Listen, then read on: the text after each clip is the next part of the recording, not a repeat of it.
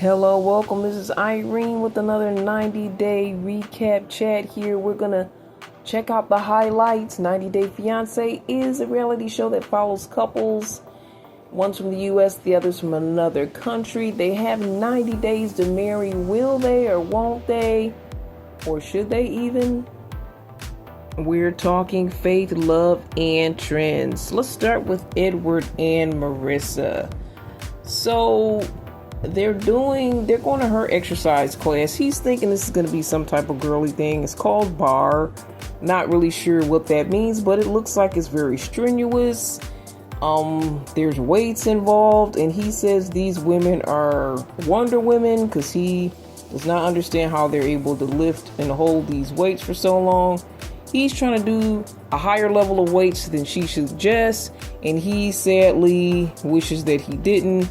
And you can see them struggle through the whole class, but they had a good time. Things are getting better between the two of them. Their dynamics are getting better, and it looks like they may be headed toward walking down the aisle because it was questionable, especially on Marissa's side. But look, now they're gonna go hang out and have a nice dinner, a date night, and they haven't really had a lot of quality time together, so now they're excited about this.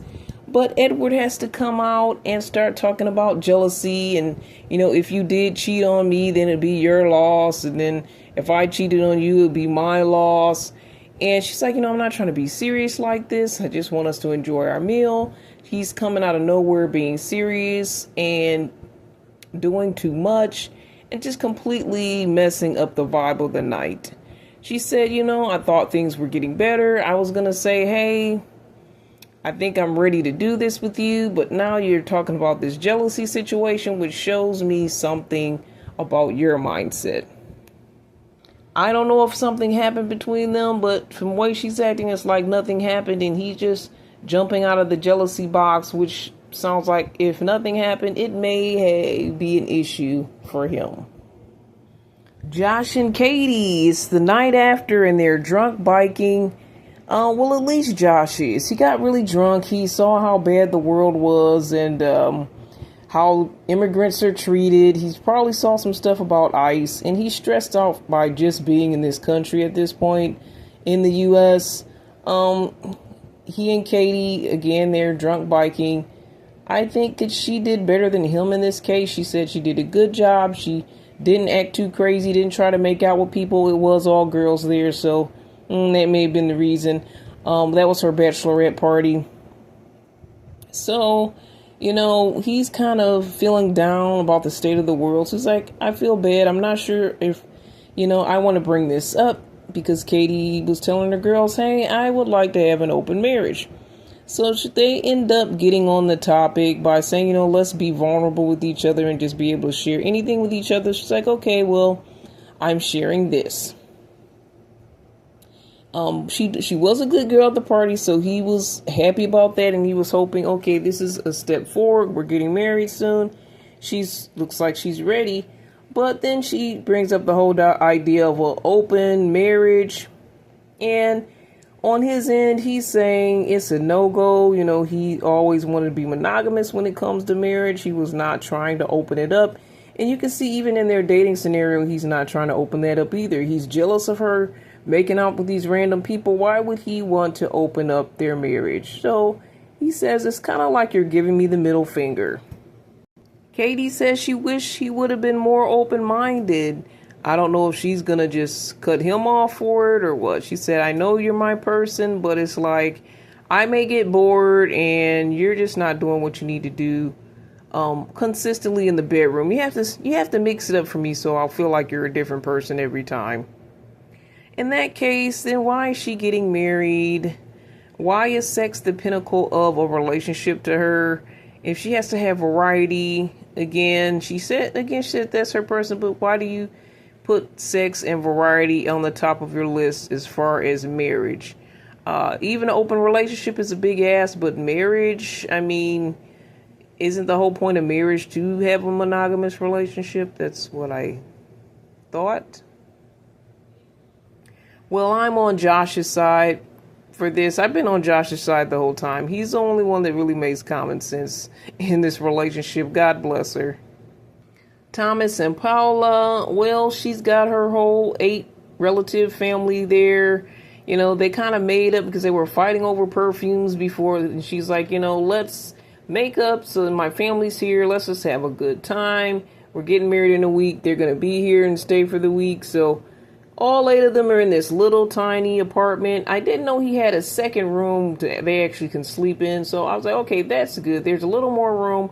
Because they were giving me 1-bedroom studio apartment vibes. I didn't know that there was an extra bedroom. Not extra bedroom. I didn't know it was a 1-bedroom. I thought it was like a studio apartment vibe.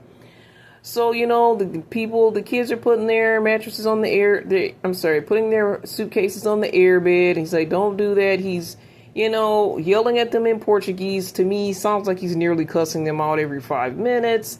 Because he doesn't want them to do this, this, and that. He tells them about no deodorants and soaps and perfumes. And, you know, she says, I'm kind of embarrassed. And then at the end of the day, she's saying it is a lot. It's very chaotic.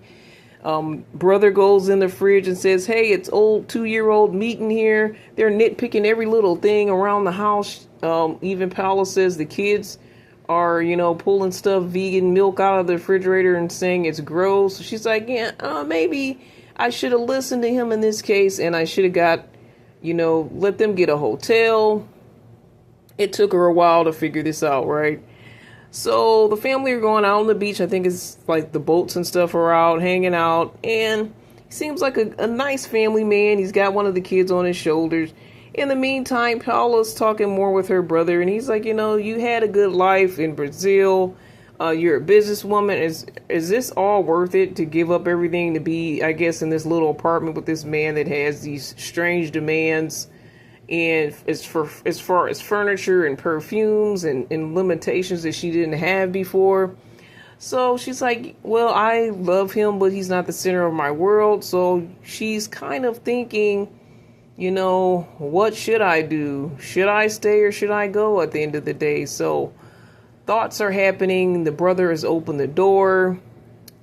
Even though the door was already open pretty wide, he just popped it all the way open as far as, you know, should I escape this? Is Paula's possible scenario.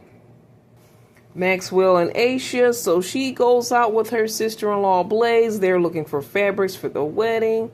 They find some good pieces, but in the meantime, Blaze is kind of blazing her trail, blazing up an argument. But, you know, Aisha's standing her ground, and she's a little mean and a little bullyish. She's even making Blaze, you know, step back a little bit. I'm like, come on, Blaze. Aren't you supposed to be getting at her? Like, you're the one that's been standing up to her now. She's got you in your place. And she even, you know, references a Bible story, basically saying, just say something about enemy or something, get out of my way, or Satan, get out of my way, something like that. Jesus said that to the disciples in a certain scenario. I was like, are you trying to call Blaze Satan? You know, to me, the way she's coming at it, she's really fighting for this, which she should, but she needs to be a little bit kinder with her words, especially with his family. And that's not going to translate well with her life here with Maxwell either. But, I mean, I know I've seen her rage even further, but to me, I feel like she overstepped a little bit in her attitude with Blaze. So next, you know, her god brother and her family friend, they come meet up with her in the evening, and they talk more about the fact that, hey, give it some time. You don't have to marry this guy right away. And, you know, God brother's saying some demeaning stuff like, you'll do anything to get another last name, you know. And then, you know, she's talking about she's not getting any younger. So she's like, oh, you're trying to get knocked up. So God brother's always taking it to the next level. He's making it about babies and sexual and all of this stuff. Whatever the case, she said, you know, she's really not going to deal with either one of them. And especially when God brother starts banging on the table, she's like, no, I'm not going to take the violence. I'm out of here. And basically she's saying, if you're not for me, you're against me. Basically, Aisha going to make this marriage happen no matter what.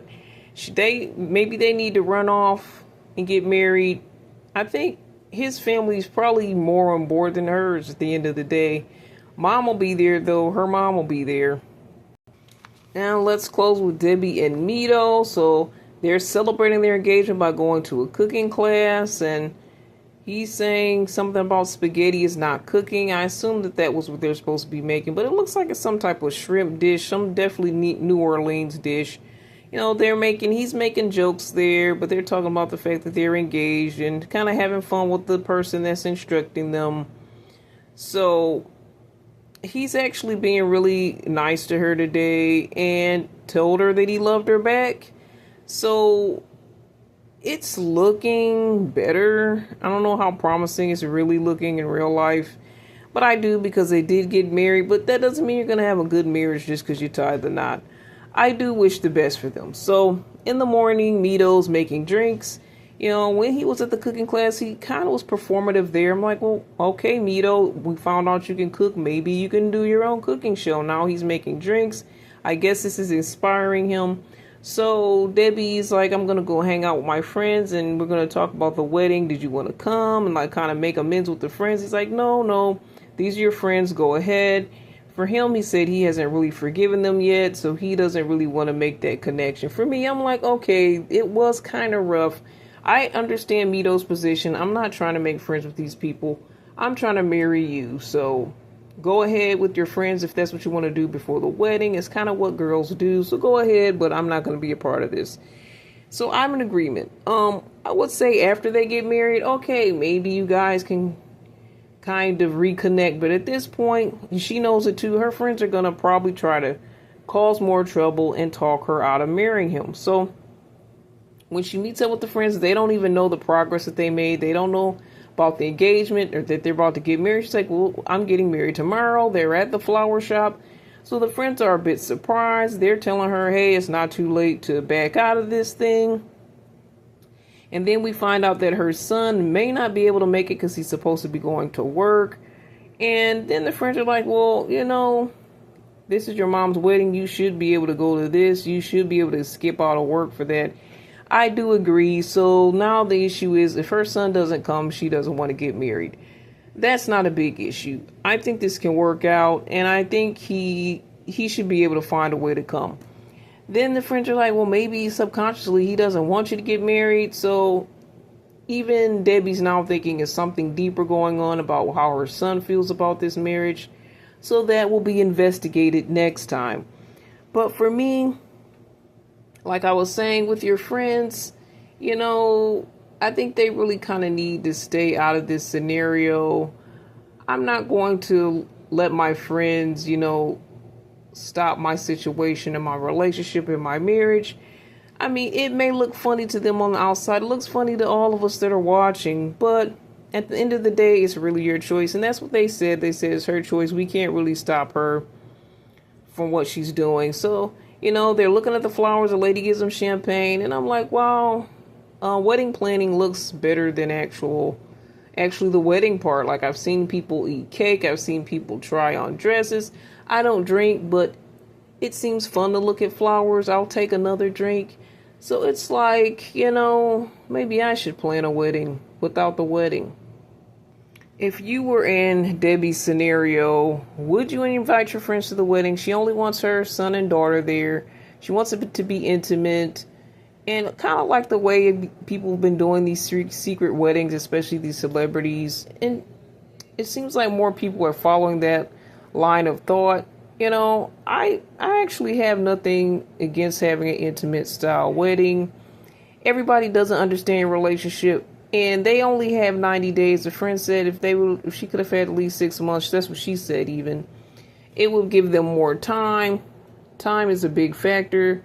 But yeah, I wouldn't have my friends involved, especially if they don't approve and it's been an issue and it's been a fight in the past. No, you don't have to come to my wedding.